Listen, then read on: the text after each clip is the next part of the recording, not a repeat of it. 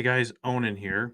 So I debated on what to title this episode, and at least for now, it's going to be titled "Is Marriage Possible Without Birth Control?" And it sort of segues from something that Joan and I were talking about this morning. We had kind of a lengthy um, episode. We actually went just over an hour, which is pretty unusual for us if it's not a live stream. And so you'll probably hear that video this coming Sunday. And as I get older and I have more and more experience under my belt, more and more NFP cycles under my belt, um, I become less and less convinced that, let's say, a truly fulfilling, truly happy marriage is actually possible.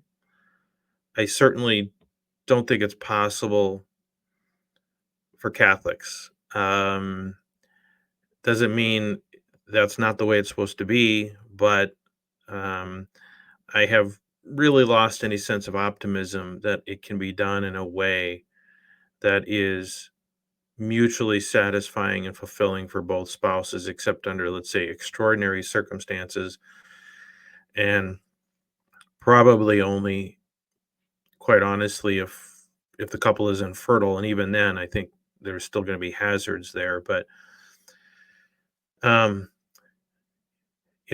natural family planning really does suck, but I've always thought it sucks less than, I guess, the alternative, which is to I guess never have sex. Um, I'm not so sure anymore. Not and not even from a moral perspective. I'm not even approaching this from a moral perspective because I'm assuming, for purposes of the discussion, that the couple can and does engage in, let's say, other acts or solo acts during the times of the month when the conjugal act must be avoided. Um, Even with that, those are not replacements by any stretch of the imagination, I don't think, for the real thing. And the real thing, I think, for most men to be um, kind of to fill their cup and keep that cup full needs to happen 2 to 3 times a week.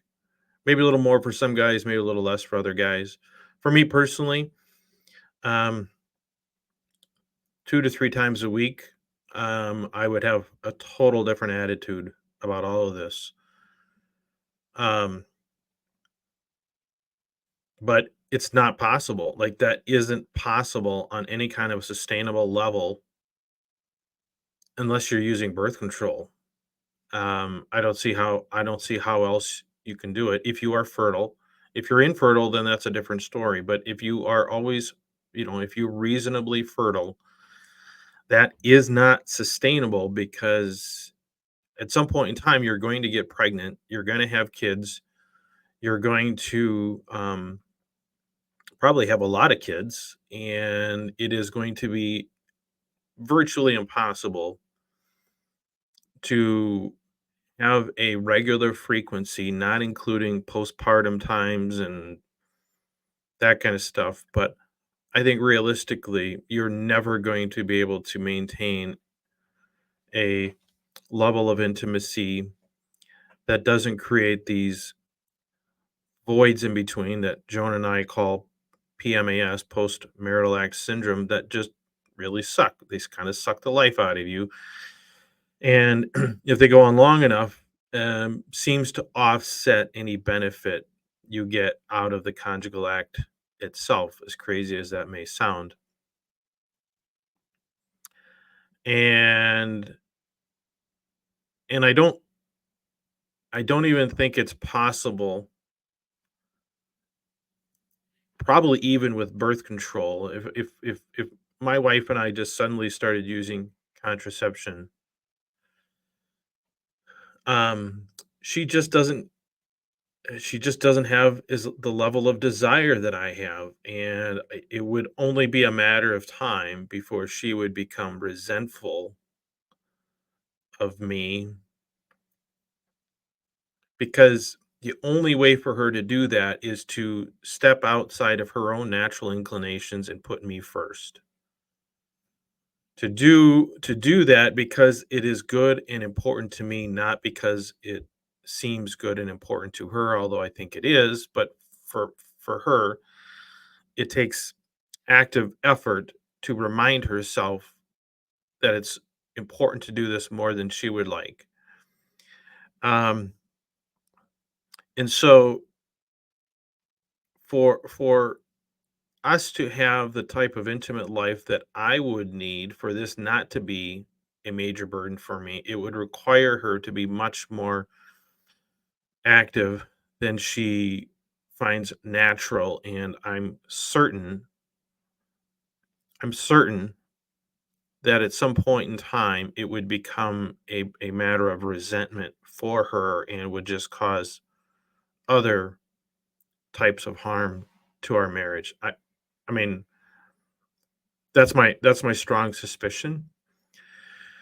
Um, I think that would be true even if we could do that without risk of getting pregnant. But of course, for us, we are as far as we've always been very, very fertile in our marriage.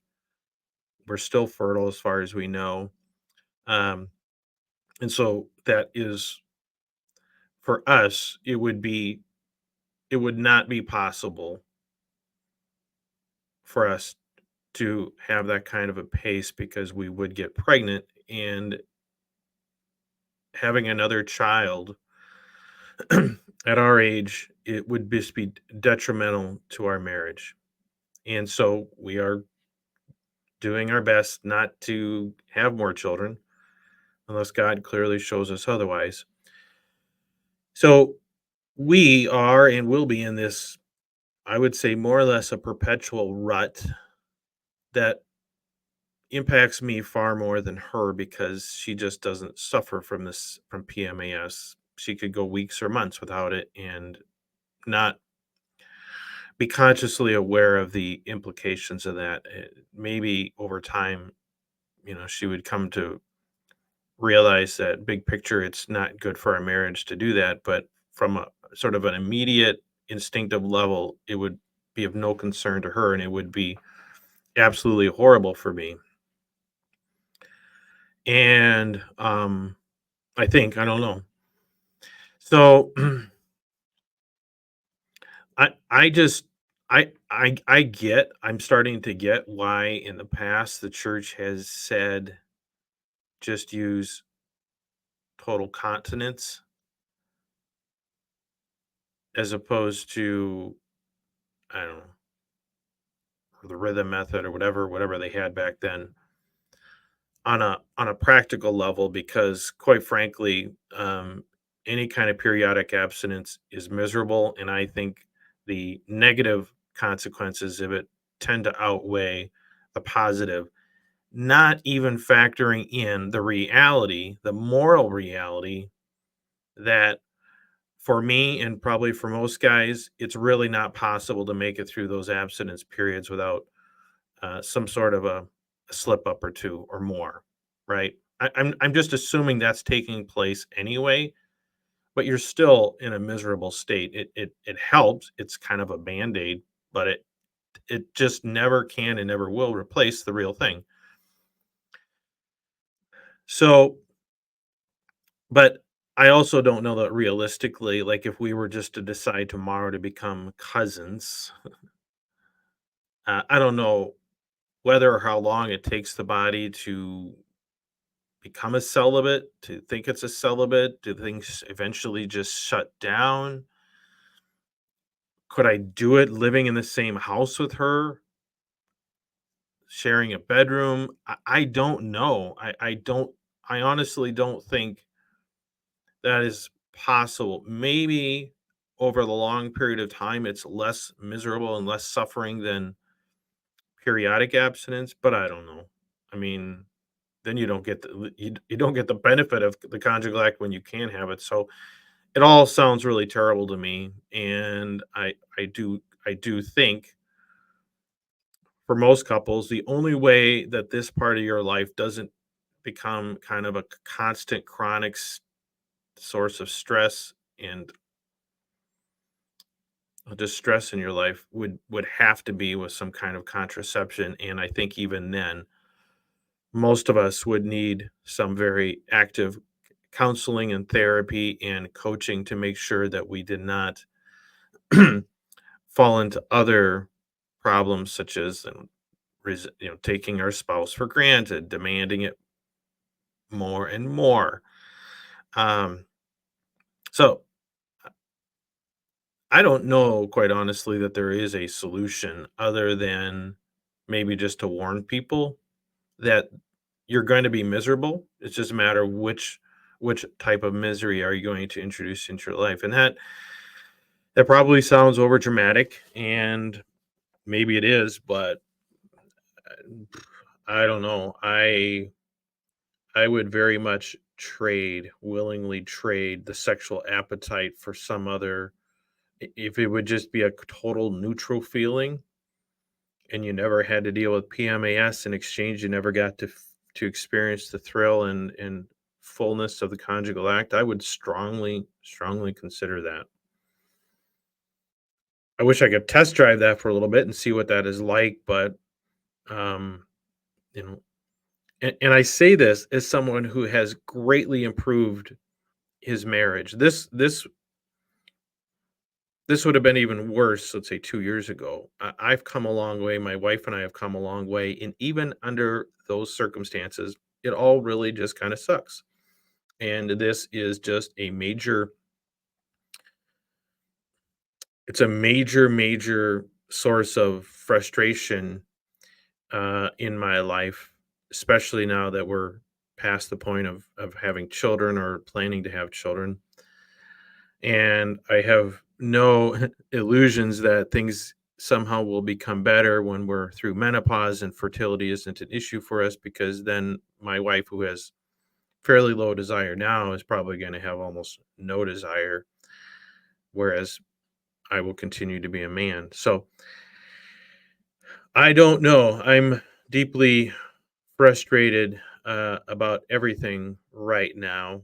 Uh, and I don't know what the answer is, but I think I just don't take it seriously when the Christopher Wests of the world or any of those folks um, tout any of this as having the possibility of being this great redeeming aspect of your life. It seems to me it is something that you tolerate and, is something that forces us to bring children into the world, maybe more than we would plan to. Um, maybe it's just a big bait to trick us into having children, when if we had all of our faculties and wits about us, we wouldn't do that. Maybe that's what it is, but um, it sure is a drag the rest of the time.